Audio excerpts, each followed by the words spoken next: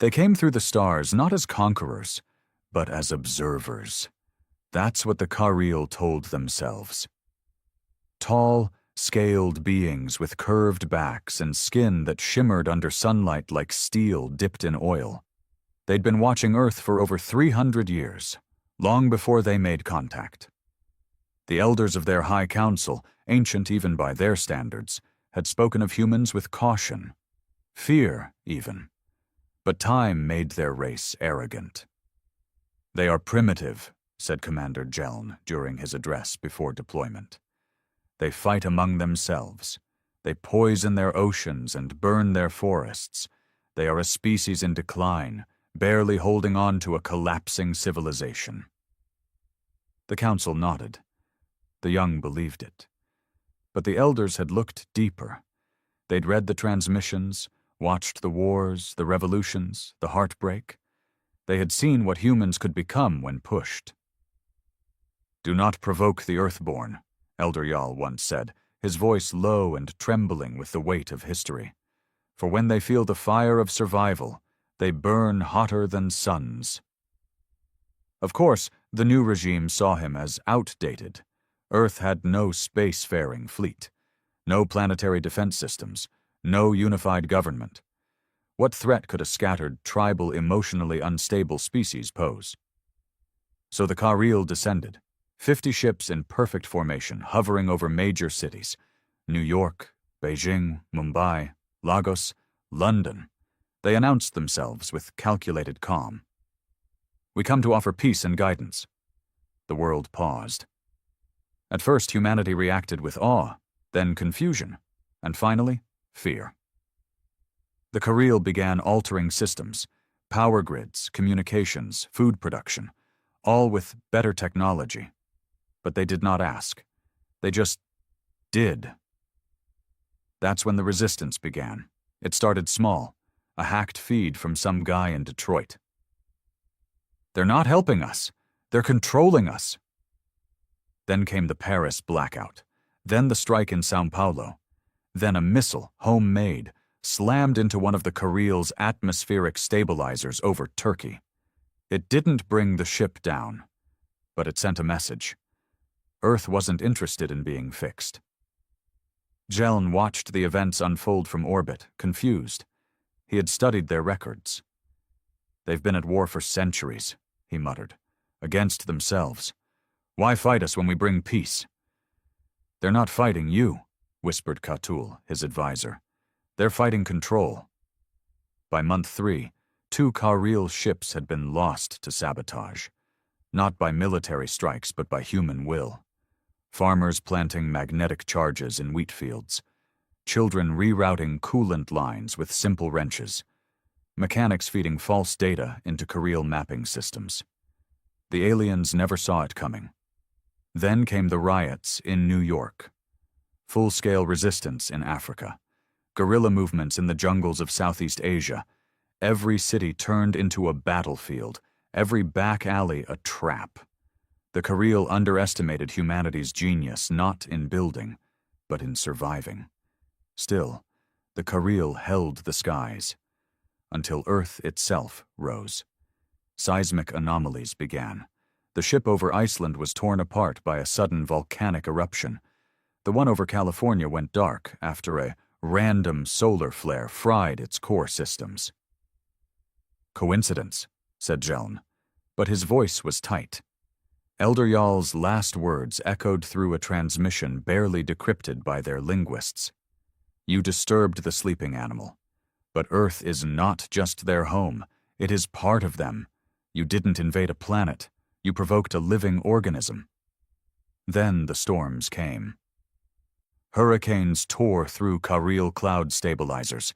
Lightning struck their cruisers with impossible precision. Earth's weather, once chaotic, now seemed targeted.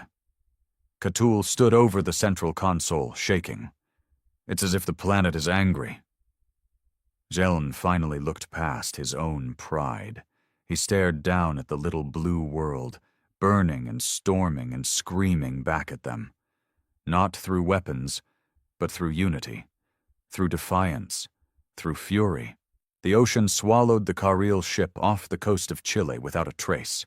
1 minute, it hovered with grace, its underbelly glowing a soft violet. The next, the sea raged up like a mouth opening wide, waves towering high, dragging it down into black depths, like a vengeful god claiming a debt. And still, the Carril called it coincidence. Zeln didn't believe in coincidence anymore. Inside the command ship orbiting above Earth, Zeln stared at the visuals on the holographic table. Blue and green lines that represented global terrain were now flickering with red zones, chaotic weather systems, magnetic disturbances, heat waves, tsunamis. It wasn't just resistance anymore. The planet itself was reshaping, evolving, striking back. "This isn't natural," he muttered, his long fingers tapping the side of his head in frustration. "This isn't how a planet behaves." Cthulhu stepped beside him, his eyes tired but sharp. "We should have listened to the elders. They didn't just warn us about human weapons or their unpredictable culture. They warned us about the bond." "Bond?" Zeln scoffed. "Between what? Man and machine? They barely maintain stable governments. How can they possibly be bonded to the planet itself?" But Cthulhu didn't answer with theory or data. He played a recovered feed from the destroyed Chilean ship. The screen buzzed, then cleared. There was a human, female, middle-aged, wearing tattered clothes and standing alone on a beach just before the wave came. She didn't run, didn't scream. She raised her arms and smiled. Then the feed went dark. "They're not just surviving," Cthulhu whispered. "They're calling it." Zeln wanted to dismiss him. He was a commander, trained in logic, in patterns, in control, but nothing about this mission had followed logic. Humans were not behaving like any race the Carril had encountered in their vast travels. They were violent, yes, but not just for survival. They were cunning, emotional, wild, and terrifyingly adaptable. Every loss they suffered only seemed to fuel them. The underground networks in Europe had grown smarter. They were coordinating now, launching cyber attacks against Carril ships with software built from repurposed alien tech. The very tools meant to pacify Earth were now being used against them. How? Zeln didn't understand. Their tech should have been decades, centuries ahead, but humans didn't wait to evolve. They stole evolution, they hacked it, bent it, used it like a weapon. Down below, in the ruins of old Shanghai, Major Tessa Rourke stood with her back against a crumbling wall, blood dripping from her temple. Her squad was gone, ambushed when they tried to take out a landing core. But she wasn't crying. She was smiling. "Idiots came thinking we'd roll over," she muttered, checking the charge on her stolen plasma cutter. "They thought we'd kneel for tech and a promise of order. They don't get it. We've been living in chaos since we learned to crawl. This question mark, this is just Tuesday." From her pack, she pulled out the relic of the resistance, a rusted old radio that somehow still worked when all else failed. She turned the dial slowly, carefully, until a voice crackled through. "Repeat. Target Delta 9 breached. They've got no shields. Repeat, no shields." She grinned. "All right then, Earth," she whispered. "Let's send these bastards home." Back on the command ship, Zeln felt the tremor under his feet before he heard the explosion. A deep, angry boom that reverberated through the metal walls like a heartbeat from a dying animal. He rushed to the viewing deck. Outside, one of their smaller orbitals, the defense satellite VE-23, was spiraling. Flames danced along its hull. It shattered against Earth's atmosphere in a fiery blaze, a streak of failure falling into the Pacific. "How?" he demanded, spinning toward the tech crew. "That satellite was protected by 3 layers of shielding." The youngest among them, a soft-spoken analyst named Rail, answered without turning from her console. A human rocket, launched from a desert outpost in Nevada.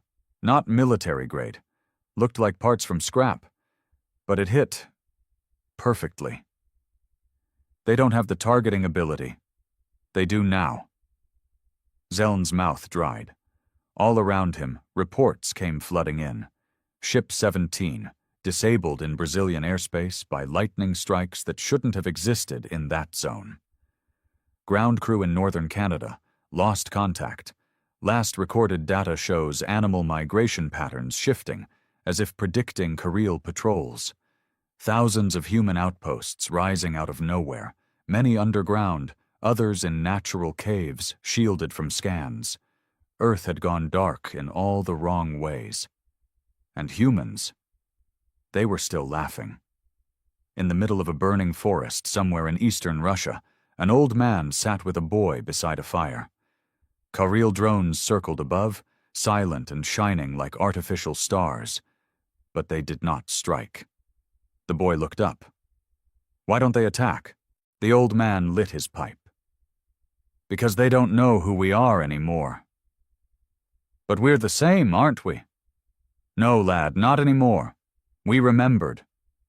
Remembered what? The old man didn't smile. He just stared into the fire. That we were born of the earth. And when you hurt the earth, you hurt us. But when you hurt us, the earth remembers. He pointed at the sky. They thought they came to fix something broken. But we ain't broken. We're wild. And wild things don't like cages. Zeln stared out over the earth and felt something unfamiliar. Not anger, not frustration. Fear. He'd never feared a planet before. Open a channel to the council, he barked. We're initiating retreat protocols. We'll monitor remotely and observe from the far belt. This mission is compromised. But before the communication could go through, the ship shook again. Harder this time. Emergency lights flared. Screens went black. Alarms screamed across the deck. Kariel officers scrambled. Zeln ran to the side viewport. A solar storm, massive, unexpected, violent, was forming around the Earth's sun, flaring toward their position. No time to adjust. No shield could hold. This isn't scheduled, Rel cried out. There was no sign, because the planet wasn't just reacting anymore. It was planning.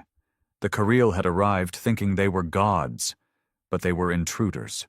Unwelcome, uninvited, and now hunted. Zeln gripped the side rail as the solar flare made contact with the outer hull. Systems sparked and died. The ship groaned, like a dying beast in the dark. Shut it down, he gasped. Shut down everything non-essential. Go dark. Maybe if we stop interfering, it'll stop. But even he didn't believe that. Not anymore.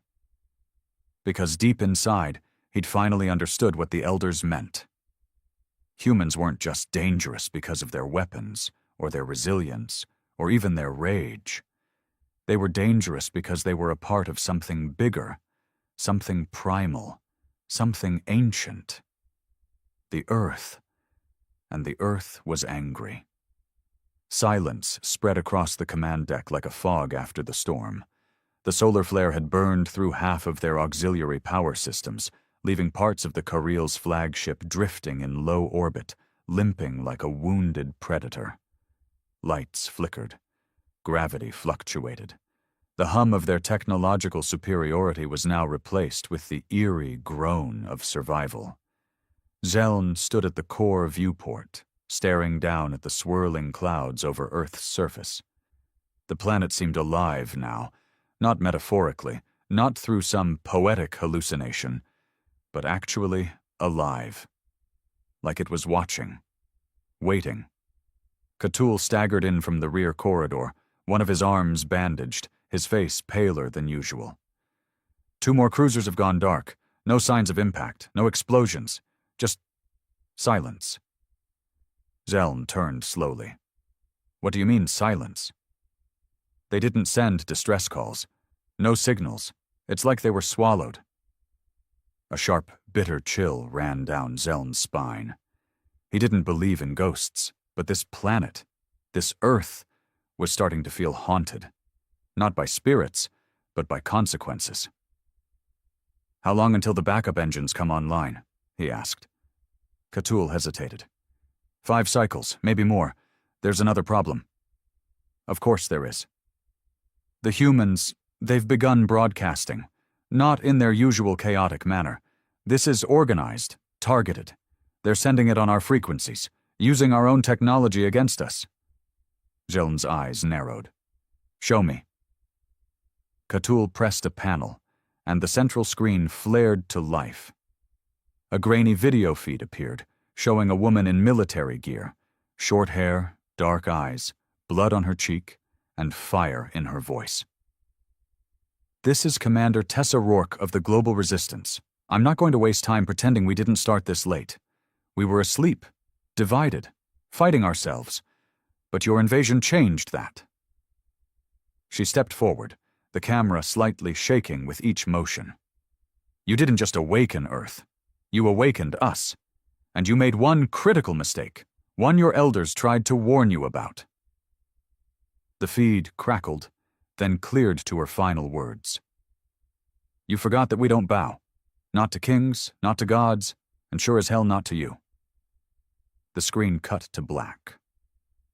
Zeln stared for a long time, then sat down slowly, like his bones had turned to stone. "Why didn't we listen?" he whispered. Cthulhu didn't answer. What could he say? Pride had brought them here. Pride and the illusion of control. Far below, in the remains of what used to be Denver, Commander Rourke slammed the radio receiver down on the table, exhaling hard. The bunker stank of sweat, smoke, and metal.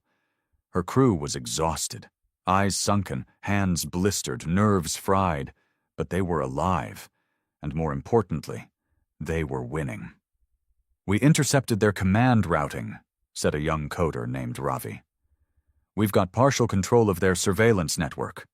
"Good," she replied, wiping blood from her brow. "Use it. Feed them lies. Confuse their ships. Make them think we're in the wrong place." "We already have. 2 of their cruisers went chasing ghosts in Antarctica. Wasted an entire day searching for a fake stronghold." Tessa grinned. Not because it was funny, but because it worked. For once, humans were ahead in a game they weren't supposed to survive. "Keep the pressure on," she said. "Don't give them time to think. If they start thinking, they'll remember they're supposed to be smarter than us." "They already forgot that," Ravi smirked, "or they wouldn't be bleeding all over our skies." In the Himalayan mountains, hidden inside an ancient temple wired with modern tech, a council of human leaders gathered. Not presidents, not generals, just survivors, scientists, and fighters. "We have a chance," said Dr. Lin, a climatologist turned resistance strategist. "The Earth is responding to their presence. Every time they alter a system, weather, land, energy, it pushes back. More than that, it targets." "Are you saying the planet's sentient?" asked a rebel leader from Africa. "I'm saying, we've always been part of a living system. We forgot. But now it remembers us, and it's angry."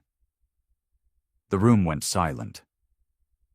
Then an old woman from the Brazilian rainforests, Mariana, one of the last spirit guides of her tribe, stood and spoke softly. "We told stories of this time, of the Sky Ones who would come, who would pierce the skies and treat Earth like a broken thing to be fixed. But Earth is not broken. It's alive, and it protects its children when they remember how to speak to it." Dr. Lin nodded. "Then we speak louder. We use the planet. We sync with it. Let them feel the wrath of every ocean, every storm, every mountain they tried to conquer." On board the Kariel flagship, Zeln reviewed the long list of failures. Too many losses, too much resistance. Every tactic countered. Every attempt at pacification turned into provocation. He finally admitted the truth. They hadn't underestimated humans. They'd underestimated Earth. And Earth had teeth. "Begin evacuation procedures," he ordered. Cthulhu blinked. "Evacuation? We cannot win this. We cannot control this species without destroying their home, and destroying their home means destroying the one thing that's keeping us alive up here." Cthulhu was quiet. He didn't disagree. "But the Council is light years away. They see data, not death. They didn't hear the woman's voice. They didn't see the look in her eyes. She wasn't fighting for her people. She was fighting for her planet." Jeln stood, facing the blue orb through the glass once more. "Prepare the fleet for immediate retreat. Initiate auto-wipe of Kareel tech left behind, and leave a warning beacon." "A warning?" Jeln nodded grimly. "Let it say, 'Do not return. Earth is not conquered. Earth conquers.'" But Earth wasn't done yet. As the Kareel ships began shifting course, preparing for hyperwarp beyond the solar belt, Earth launched one last strike. Not from guns, but from unity. Massive broadcast stations across the globe, hijacked and combined with Kareel communication towers, beamed one final message into space. It was not a threat, not a challenge. It was a story. The story of a race born from dirt and fire and blood, of people who built empires, fell into chaos, then rose again. A race that made mistakes, but never stopped moving forward. A race that learned to defy odds, even when outgunned, outmatched, and outnumbered, and now a race reborn, tied not just to each other, but to the very soul of their planet. "We are humanity, and we are the fury of Earth." The message pulsed out like a heartbeat. The Kareel received it in silence, and for the first time in 100 generations they fled. Not from weapons, not from extinction, but from a species they had never truly understood. A species that, when cornered, did not beg. It roared. The skies were finally quiet. For the first time in months, no alien ships floated above the cities. No glowing scanners buzzed across the surface. The eerie hum of Kareel technology, once a constant shadow in the air, had vanished like a ghost. The invaders were gone. The last of their ships had blinked out of Earth's orbit in a single, unified retreat, silent and swift. But what they left behind was anything but silence. The world lay in ruins. New York was half underwater. Beijing's skyline was torn to splinters. Forests had burned. Rivers had changed course. Crops had died. Entire regions had turned into glass fields and wastelands from the power surges and scorched air trails of fallen Kareel tech. And yet, against all odds, humanity stood. Commander Tessa Rourke limped across the remains of what used to be a highway near the Rockies, her right arm wrapped in cloth, ribs still healing from the last ambush. But her voice was strong when she addressed the survivors lined up along the ridge. Men, women, children, even a few animals that had somehow survived alongside them. "No more hiding," she said. "No more bunkers. They're gone." A small cheer broke out. Some clapped, others cried. A few just stood in stunned silence. Victory, it turned out, was a strange thing after so much loss. "But this isn't over," she continued, raising her voice. "Not really.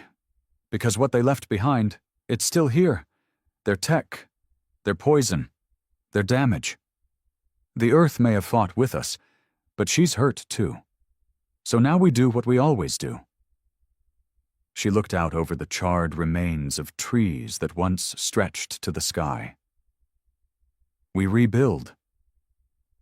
In southern India, in a village that once had power only a few hours a day, children now ran across fields lit by re-engineered Kareel solar grids. The resistance had salvaged parts of the alien tech and turned it into something useful, renewable, simple, and open source. The village elder, a wiry man named Pavan, walked with his grandson along the edge of the newly seeded rice field. "What if they come back?" the boy asked quietly. Pavan didn't smile, but his eyes were calm. Then they'll come back to something stronger than what they left. Us? He nodded. Us, but also her. He bent down and ran his fingers through the soil. It was richer now, healthier, as if the earth had absorbed the alien tech, broken it down, and recycled it back into life. She remembers, Pavan said, and now so do we. Far in the north, Dr. Lin stood before the United World Assembly, a makeshift coalition formed not of politicians, but of leaders chosen by the resistance. Scientists, healers, farmers, engineers, and fighters. People who had earned the right to shape what came next. We have to be honest, she said. We won the war, but not without cost. There are genetic anomalies showing up near Kariel crash sites, mutations, behavioral shifts in wildlife, even some changes in the magnetic field around the poles. What are you saying? Asked a former general from Argentina. I'm saying the Earth is evolving. A ripple went through the room. Not naturally, Lin continued. She responded to the Kariel, yes, but something in that response stuck. It's like the planet is still listening, still watching, still aware. Good, said a woman from Kenya. Let her be. Maybe it's time we learn to listen back. That idea didn't scare them. It humbled them. Deep in a valley near the Andes, a boy named Mateo was born under a blood moon. His eyes glowed faintly in the dark. Not red, not alien, just different. His heartbeat pulsed in sync with the earth below him. The midwives said nothing, but later one whispered to his mother, "This child is of earth." She believed it, and so did others. Around the world, children were being born with changes, subtle ones, heightened senses, a strange awareness of weather patterns, dreams that seemed to come from the soil itself. It wasn't every child. Just a few, enough to notice. They called them echo children, not mutants, not freaks, just the first generation truly bonded with the planet. And the planet, it seemed, was bonding back. Cthulhu sat in a chamber of shadows, light years away from Earth. The Kariel Council had summoned him. Not Zeln, who now lived in quiet exile, disgraced but alive. Cthulhu had become the new voice, the reluctant witness to what had happened. The council's faces flickered above him, cold and pale. You failed to bring order, one said. You retreated without command, another added. Cthulhu didn't flinch. You sent us to dominate a world you never understood, he said calmly. You taught us to treat them like animals, but they are not animals. He paused, then added, They are the fire that comes after extinction. The council murmured. One of them, the oldest, narrowed her eyes. Are you saying Earth was alive? Cthulhu stared up at them. No, he said. I'm saying it woke up, and the humans are its voice now. The council fell silent, because they felt it too. The Kariel hadn't just lost a planet, they'd created something dangerous, something unknown. In an old, broken church in rural Italy, Tessa Rourke sat on a bench, staring at the stained glass windows cracked by tremors. She wasn't a believer, not in gods, not in fate, but something inside her felt shifted, deeper than survival, more than just victory. She reached down and picked up a seed that had sprouted through the stone floor. Green, vibrant, alive. Funny, she said aloud, though no one was around. You nearly died, and now you're stronger than ever. She wasn't just talking about the plant. Her radio buzzed. A message from the Northern Rebuilders Council. They were calling for a meeting.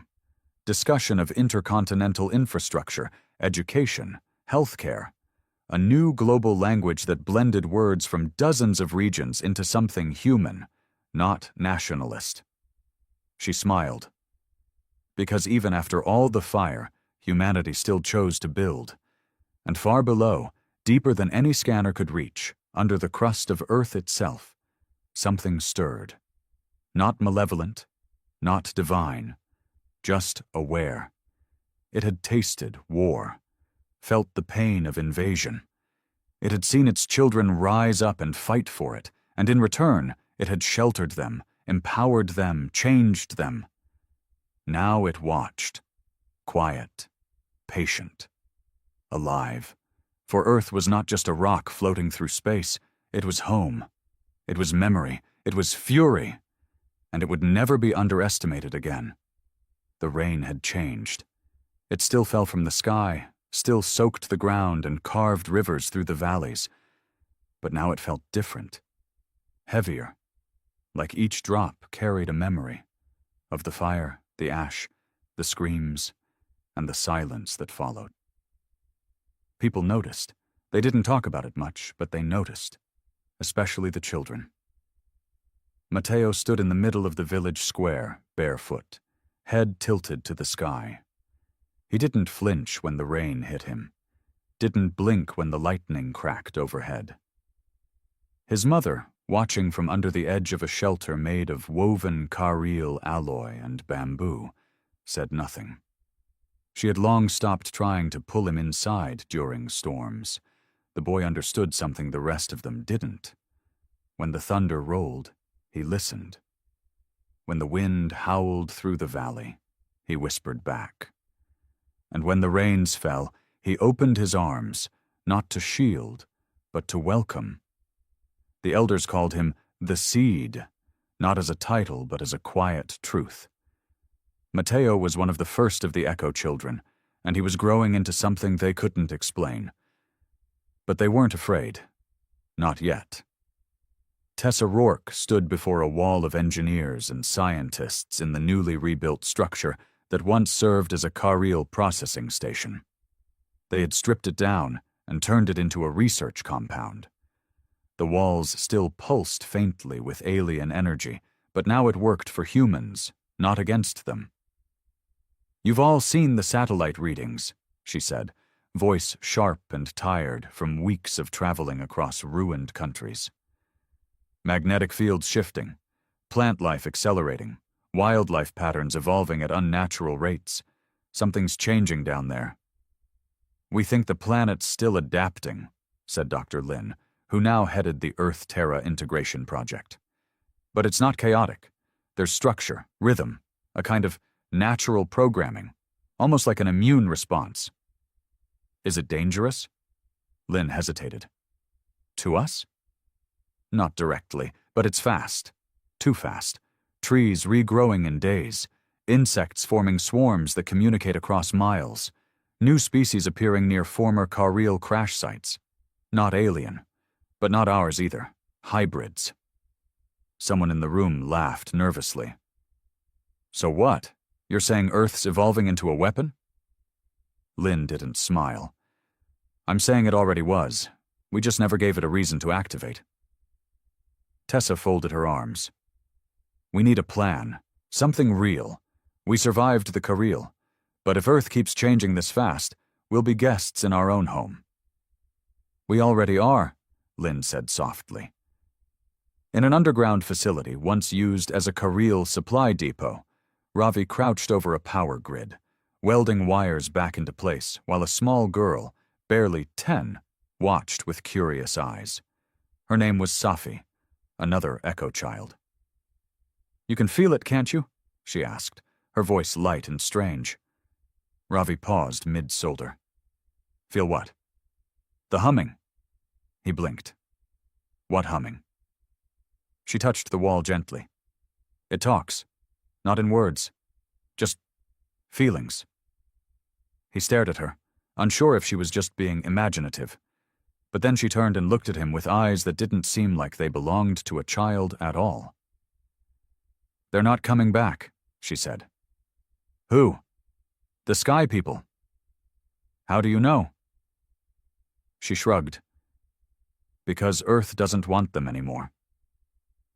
Far from the cities, in the thick, reborn jungles of South America, Mariana walked barefoot through vines that glowed faintly in the moonlight.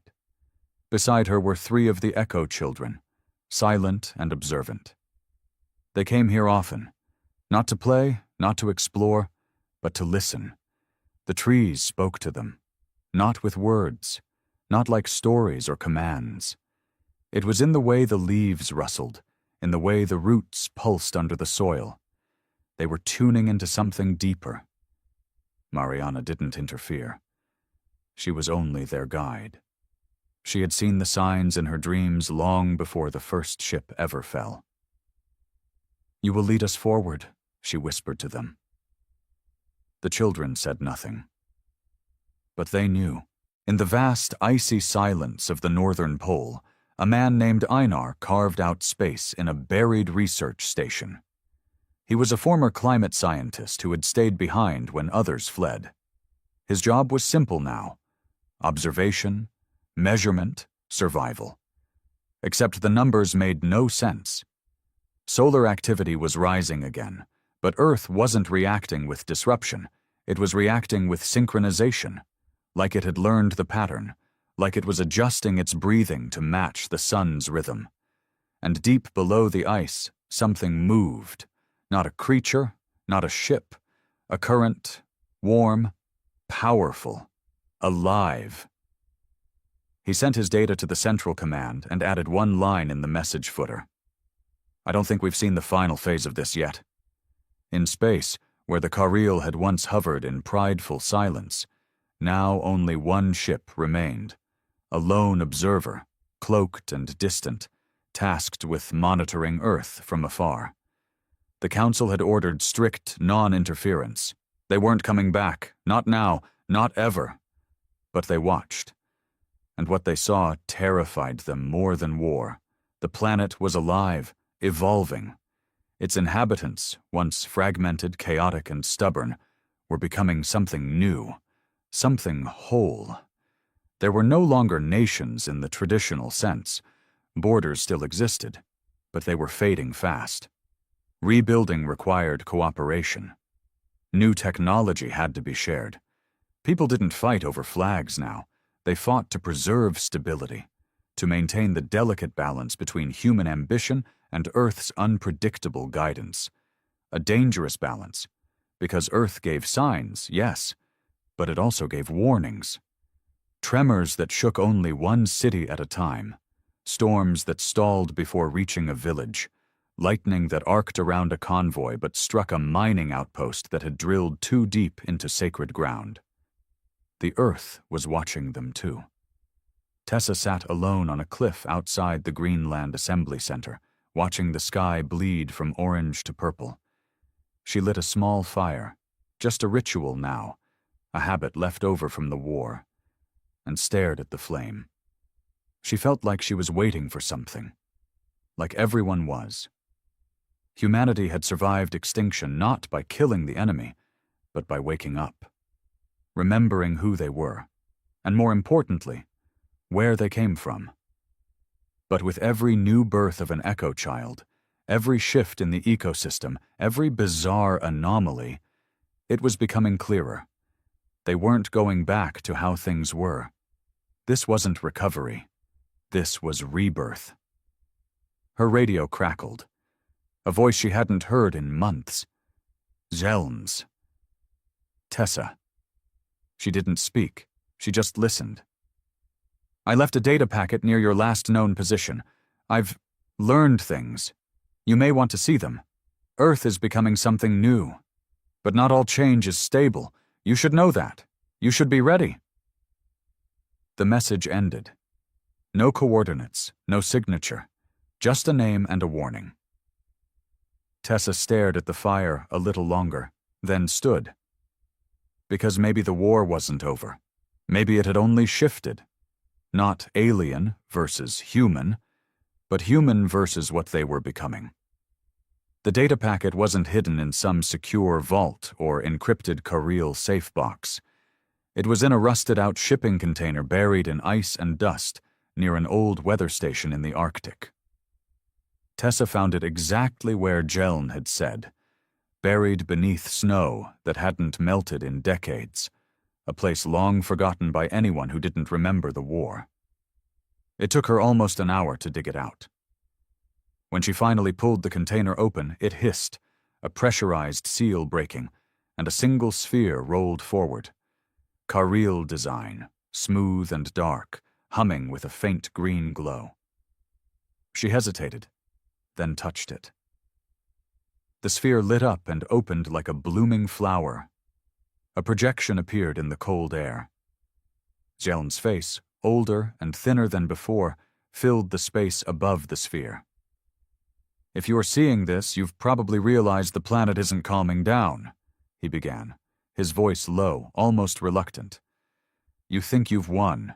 You think the Earth has simply awakened, guided by some ancient instinct to defend itself and its children. That's true. But not the whole truth." The image flickered, then resumed. "Before we left, one of our ships scanned the Earth's core, something we weren't allowed to do by Carrel law until the full cycle of integration had passed. I disobeyed that law. And what I saw shouldn't exist." Jelen leaned forward, his eyes darker now, troubled. "There's something down there. Not a creature, not a machine. It's old, older than the planet maybe, a kind of consciousness, dormant, or at least it was." Tessa stepped back, heart thumping. The cold air seemed to get thicker. "Whatever it is, the Carrel couldn't define it. We called it the submind, a presence buried beneath the crust, layered under heat and pressure. It's not alive in the way we understand. It doesn't think, it feels. And after the war, it started responding." Jelen paused. His final words were clipped and grim. "You didn't just wake the planet. You woke something inside it. And now, it's learning through you." The projection shut off. Tessa stood frozen. All this time they thought Earth was acting alone. They believed they were in sync with the planet itself, its storms, its soil, its grief and fury. But if something else was buried within it, something conscious, something ancient, they hadn't won a war. They had become part of something else's evolution. The council in Greenland didn't take the news well. "This is fear-mongering," barked Admiral Rowan, pounding a fist on the table. "We finally have unity, peace, progress, and now this ghost story from a disgraced alien?" "He's not wrong," Lynn said quietly, pushing forward a tablet. "My team's scans confirm what Jelen recorded. There's a consistent energy signal originating from deep below the mantle. It pulses, in rhythm, like a heartbeat." Rowan scoffed. "A heartbeat of what? Magma?" "It started right after the Carrel left, and it's increasing." "We should investigate," said a voice from the Eastern African delegation. "If we're part of a larger system now, something planetary, we need to understand it, before it understands us too well." Silence followed. No one wanted to admit it, but they all felt it. The strange calm that came after the storm wasn't peace. It was potential. The planet was changing, not just ecologically, but intentionally, and the Echo Children were the first signs. Matteo stood in the forest clearing, his hands pressed to the bark of a glowing tree. It hadn't been there a year ago. It grew after the war, sprouting through the wreckage of a Carrel engine that had buried itself into the ground. No one planted it. It just appeared. And it grew fast. The leaves shimmered with a silver hue. The trunk pulsed faintly with warmth. Animals wouldn't go near it, but the Echo Children did. "What does it say?" asked Safi, stepping beside him. "It doesn't say," Matteo whispered. "It dreams." Safi tilted her head. "Trees don't dream." "This one does. They all do now." More and more of the children had begun reporting strange visions. Dreams that didn't feel like dreams at all. Memories of places they'd never been. People they'd never met. Some described ancient landscapes. Others spoke of stars they could name but never saw. They felt pulled, as if something beneath the surface was guiding them toward something bigger. Matteo placed his hand against the tree again. It's not finished waking up. In Japan, an elite recon team, composed of ex-soldiers, environmental trackers, and eco-aligned researchers, descended into the Aso caldera, one of the few places showing seismic anomalies that matched the rhythm Lin's team had recorded. What they found was not a fault line. It was a pattern. The rocks were etched with markings no civilization on Earth could trace, symbols that vibrated faintly when touched, geometric lines that pulsed like veins under the Earth's skin. One of the Echo children, a teenager named Aya, stepped into the pattern's center without hesitation. The whole chamber lit up in soft, golden light. "It sees her," whispered one of the scientists. But Aya didn't look back. She whispered a single word before the light consumed her. "Remember." And then she was gone. No scorch marks, no signs of struggle, just gone. The room went dark again, and the pattern, once dormant, began to hum. Tessa flew to the Aso site within 12 hours. The team was rattled. Aya's disappearance had spooked even the hardened ex-soldiers, but there were no signs of danger, no residual energy signatures, just the haunting memory of a child who walked into light and vanished. She stood in the middle of the circle, staring at the still pulsing stone beneath her boots. "This isn't over," she murmured. Dr. Lin, arriving behind her, nodded slowly. "Number, this is the beginning of something we never planned for." "What do? We decide what kind of species we want to be, because whatever's beneath us, it's watching, and it's waiting to see if we're worthy." In orbit, the lone Kariel observer ship floated like a ghost. Inside, Cthulhu reviewed the latest data stream. Energy readings from Earth were climbing, measured in units the Kariel didn't even have until Earth forced them to invent them. The sub-mind, as Geln had called it, wasn't just learning, it was awakening, and it was doing it through humans. Cthulhu leaned back in his chair, scales twitching. He'd seen many worlds, watched empires fall, species burn, entire ecosystems dissolve under the pressure of the Kariel's misguided guidance. But Earth had flipped the script, not by resisting with brute strength, but by changing the rules entirely. The humans didn't just adapt, they merged with their world, with something beneath it. And maybe, just maybe, they were becoming something new entirely. Cthulhu recorded a message for the council. "Do not return. Earth is not ours to touch anymore. It belongs to itself now. And if we disturb it again, it will not be so forgiving." The whispers had begun to spread, not through radio waves or printed words, but through the soil, the rivers, the wind, and the skin of those who felt it first. The Echo children were no longer just anomalies. They were messages, embodied transmissions from something older than the planet itself, something now stirring fully awake. In every major region, reports were coming in. Children disappearing into forests and reappearing days later unharmed, but changed. Fields of crops that shouldn't grow without light blooming in full color under starlight. Birds migrating in patterns that traced ancient shapes, shapes that matched the markings found deep below Aso volcano, near the vanished child Aya. And most alarming of all, the dreams. Not dreams in the ordinary sense. These were shared, repeating visions experienced by thousands at once. Adults now, not just children, farmers in Brazil, engineers in Cairo, and old women in rural Alaska, each waking with the same phrases on their tongues, the same symbols drawn into the frost, the same trembling fear. They dreamed of the Earth's heart, and it was watching them.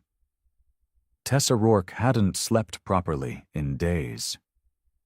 When she did close her eyes, she saw golden fields rippling with blood-red trees, a sky split into 7 suns, a pulse beneath the ground like a second heartbeat in her chest. Sometimes she woke, sweating. Other times, she wept without knowing why. And always, Aya was there, standing in the distance, whispering something Tessa could never quite hear. Lynn was waiting in her command tent, her eyes heavy from her own sleepless nights. She handed Tessa a tablet. We ran deep ground scans again. The pulse beneath Aso has doubled in frequency. It's spreading. The same frequency is now showing up beneath Mount Erebus in Antarctica, the Congo Basin, and the Grand Canyon. Tessa rubbed her temples. So this thing, this sub-mind, it's not local.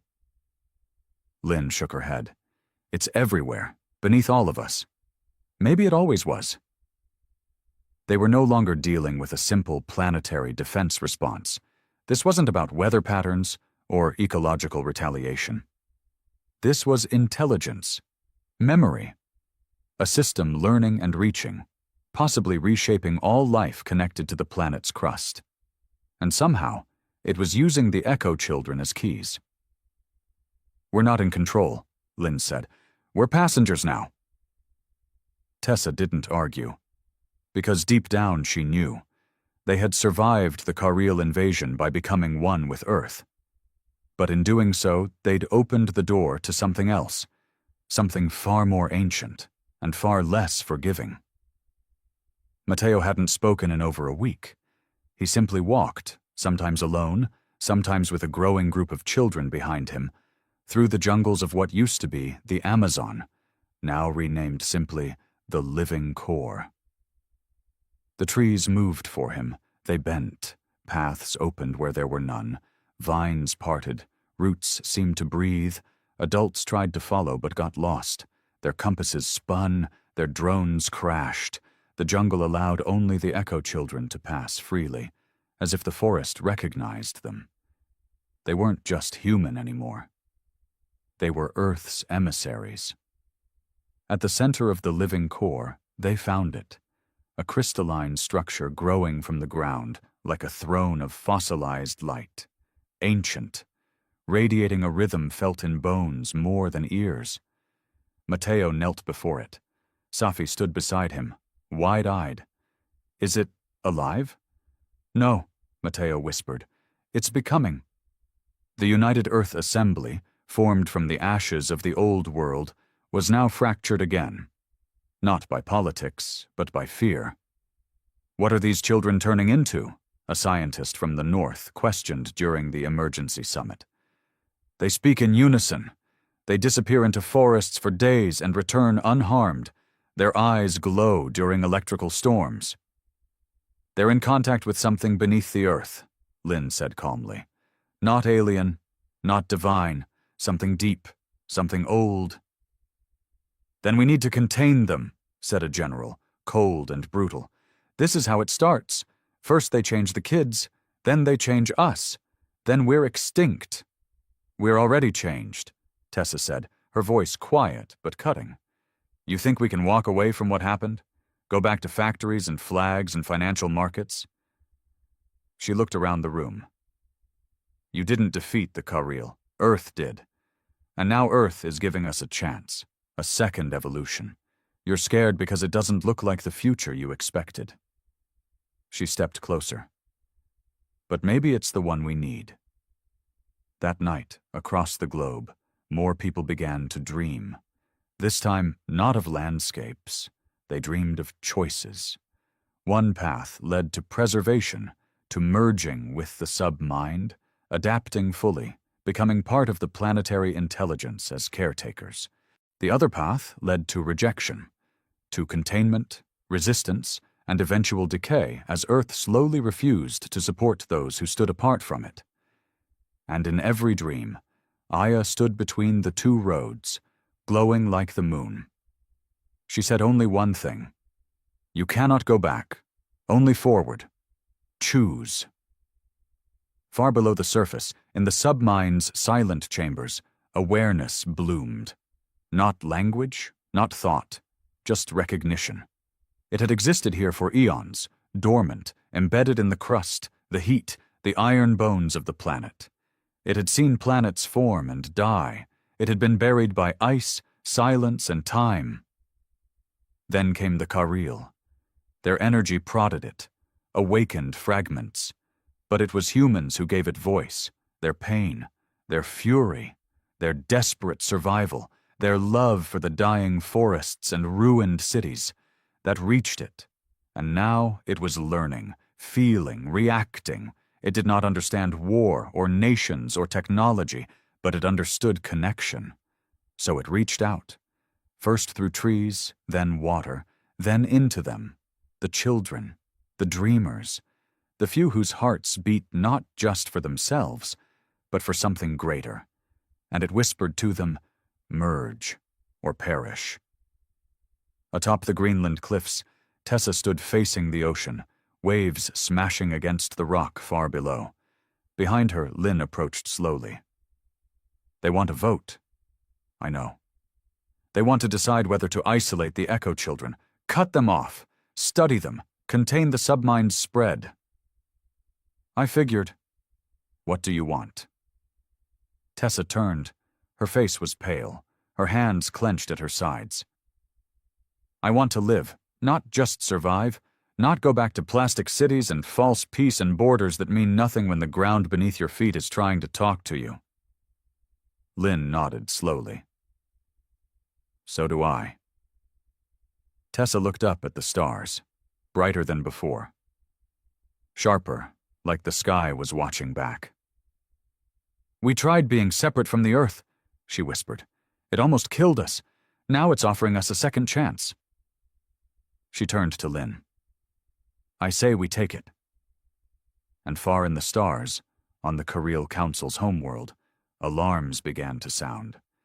An energy surge from Earth had breached detection thresholds, not as a weapon, but as a signal. The submind had sent its first true broadcast. It was not a threat. It was an invitation, a beacon of rebirth. And in its core, encoded in a language no Kareel had ever seen, was one chilling message. The new stewards of Earth have awakened. Do not return. You are no longer welcome. The vote passed, not unanimously, but decisively enough. After weeks of bitter debate, fear, and moments of clarity, the United Earth Assembly reached a decision that would echo through every generation to follow. No isolation, no containment. The Echo Children would not be cut off, imprisoned, or dissected. They would be embraced, guided, protected, and studied in partnership, not fear. Humanity would not reject what it was becoming. It would walk into it. The Earth, in turn, responded. The storms ceased. The quakes slowed. And for the first time in centuries, the ozone layer healed faster than any model had predicted. Rivers once dammed burst free and rerouted themselves, not destructively, but precisely, forming natural irrigation for dry lands long thought barren. A desert in North Africa bloomed with wildflowers in less than a week. Coral reefs near Australia, once bleached into bone-white silence, surged with color and life. Earth was responding like a living thing, no longer defending but welcoming. It had made its choice, too. Matteo stood at the heart of the living core. Around him, hundreds of children, Echo Children, stood in silence. The crystalline structure at the forest center was no longer pulsing softly. It throbbed with radiant light, forming arcs of energy between itself and the soil, the trees, even the sky. Tessa arrived by aircraft, stepping out alone. She wore no armor, no weapons, no title, just a simple coat, boots, and the weight of 1,000 decisions behind her. Matteo turned when she approached. "Are you afraid?" he asked. Tessa looked around at the children, the trees, the humming light. "Not anymore," she said. "You should be." She smiled sadly. "I was, for a long time. But I realized we were afraid of the wrong thing." "What thing?" "Losing control." Matteo nodded slowly. "It's not about control anymore," he said. "It's about joining." Behind him, The other children closed their eyes. The light from the crystal intensified. A low vibration filled the air, so deep and resonant it bypassed the ears and went straight to the chest, the bones, the blood. Tessa stepped forward. "Can I see it?" she asked. Matteo extended his hand. When she touched his palm, the world dropped away. She wasn't standing in a jungle anymore. She wasn't standing anywhere at all. Instead, she was floating, in light, in memory, in a place that was not a place. Images drifted past her like dreams and stars and smoke. She saw Earth forming from dust, mountains rising and dying, oceans pouring into voids. Then came life, tiny and strange, crawling, growing, evolving, failing, restarting. Then came fire, war, industry, cities, towers that scratched the sky, and death, so much death, but not the end. Then came connection, the Karil's invasion, the spark, the fury, and finally, the awakening. She saw the submind. It had no face, no voice. It wasn't a being, it was a process. A system deeper than instinct, older than choice. It had been sleeping inside the planet like a heartbeat, waiting for a soul. And when humanity reached the edge of destruction, when their collective pain sang through the roots and rivers and skies, the submind had heard them. Tessa felt it now, what Earth truly was. Not a home, not a rock, but a womb, a vessel built for more than shelter, a planet designed by accident or something far older to grow not just life, but awareness. And now, that awareness had reached back, not to dominate, not to enslave, but to invite, merge, become more, leave behind the broken, take what matters, let go of what poisons. Tessa felt her heart slowing, not dying, but sinking, to a deeper rhythm, the Earth's, the submind's, her own, and she understood. This wasn't the end of humanity. It was their final birth. She woke with a gasp. Matteo was still holding her hand. The others were watching. Behind her, Lynn stepped forward, trembling. "You saw it too," she whispered. Tessa nodded. "Then we know what comes next." In the months that followed, Earth changed faster than ever, but not violently, not with panic, with purpose. People began forming communes of sync, settlements built not around cities or governments, but harmonies, locations that responded to Earth's new signals. These weren't just ecological centers, they were bridges. Each one housed a few echo children, sometimes adults who had awakened late. The submind used them like threads in a net, weaving its way into the human species, not to erase them, but to evolve them. Old languages blended into new dialects. Music changed, deep, rhythmic, primal songs that mimicked the pulse of the earth. Fewer children were born, but those that were arrived already humming to themselves in strange tones, eyes glowing faintly, skin resonating with light under full moons. War became obsolete, not from law, but from disinterest. Earth no longer tolerated violent intent. Weapons rusted, drones failed, oil refused to ignite. Earth had made its terms clear. You were either part of the whole, or you were left behind. A few resisted, fled into old cities, built underground bunkers, hoarded remnants of technology, and clung to the myth of human supremacy. They withered, not because Earth punished them, but because it simply stopped acknowledging them. The wind avoided them. The animals left. The soil refused to grow anything in their hands. Even water tasted stale. Eventually, most of them returned, quiet, humbled, ready to join. In orbit, the Kareel ship drifted in silent awe. Katul remained at his post, observing Earth through lenses his ancestors could never have imagined. What he saw was not evolution. It was ascension, not into machines, not into gods, but into oneness. He spoke into his final report. Earth is no longer a planet as we understand it. It is a being, and humanity is now its neural web, each human a node, each dream a signal, each step a resonance. He paused. They did not defeat us with weapons. They survived us, transcended us. He looked into the shimmering blue globe. Do not return, not because they are dangerous, but because we are no longer capable of understanding what they've become. He sealed the message and turned the ship away. In the center of the living core, Matteo sat beneath the crystalline structure. It no longer glowed. It breathed in slow pulses of light. The last of the resistance leaders, the skeptics, the hesitant, had arrived. Tessa was there too, older now but strong. She looked at the boy, now a young man, and smiled. "You're not our future anymore," she said. "You're our present." Matteo looked at her gently. "Number you all are." He reached into the soil, pressed his fingers deep, and the entire forest lit up. Sky, ground, rivers, roots.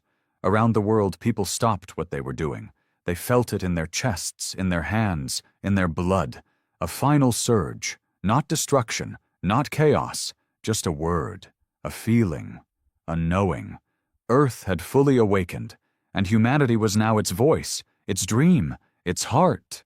They came thinking Earth was just a planet. They left realizing it was a force. And we became its soul.